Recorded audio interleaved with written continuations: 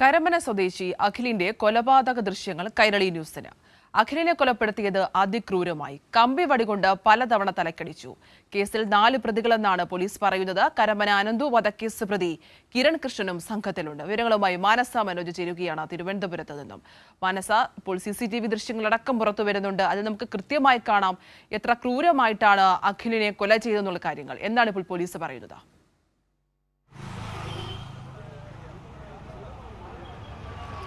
തീർച്ചയായും ആതിര സൂചിപ്പിച്ചതുപോലെ തന്നെ വളരെ ദയനീയമായ അല്ലെങ്കിൽ ക്രൂര കൊലപാതകം തന്നെയായിരുന്നു അഖിലിൻ്റേത്.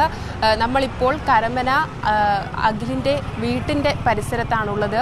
നമ്മളിപ്പോൾ നേരത്തെ അവരോട് സംസാരിച്ചപ്പോഴും അവർ പറയുന്നുണ്ടായിരുന്നു, ഈ കൊലപാതകം നടന്ന സ്ഥലവും വീടും തമ്മിൽ വളരെ ചെറിയ അകലം മാത്രമാണുള്ളത്. പക്ഷേ കൊലപാതകം നടക്കുന്നത് ആരും അറിഞ്ഞില്ല, കണ്ടില്ല.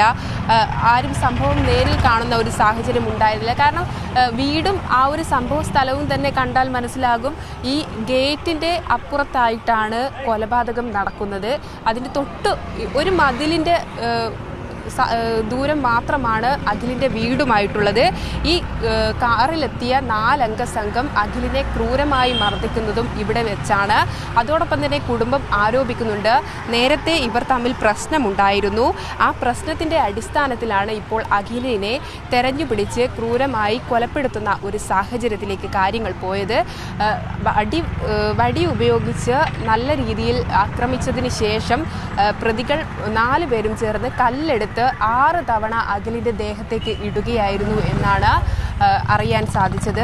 ഏതായാലും അക്രമം നടത്തിയ 4 പേരെയും പോലീസ് തിരിച്ചറിഞ്ഞിട്ടുണ്ട്. അതിൽ ഒരാൾ കസ്റ്റഡിയിലാണ്. ഈ കസ്റ്റഡിയിലുള്ള വ്യക്തി വട്ടപ്പാറ സ്വദേശിയാണ് എന്നും അറിയാൻ സാധിച്ചു. ഈ വിനീത്, അനീഷ്, അപ്പു എന്നിവരാണ് കൊലപാതകം നടത്തിയത്. അതോടൊപ്പം തന്നെ ഈ കൊലപാതക സംഘം വന്ന കാറ് ഡ്രൈവറായി ഈ കരമന അനന്തു വധക്കേസിലെ പ്രതിയായിരുന്ന കിരൺ കൃഷ്ണയാണ് ഉണ്ടായിരുന്നത് എന്നും വ്യക്തമാകുന്നുണ്ട്. ഏതായാലും കരമന പോലീസിന്റെ അന്വേഷണം ദ്രുതഗതിയിൽ തന്നെ മുന്നോട്ട് പോകുന്നുണ്ട്. ഒരു ആൾ കസ്റ്റഡിയിലാണ്. മറ്റു 3 പേർക്കുമുള്ള തിരച്ചിൽ ഊർജിതമാക്കിയിരിക്കുകയാണ്.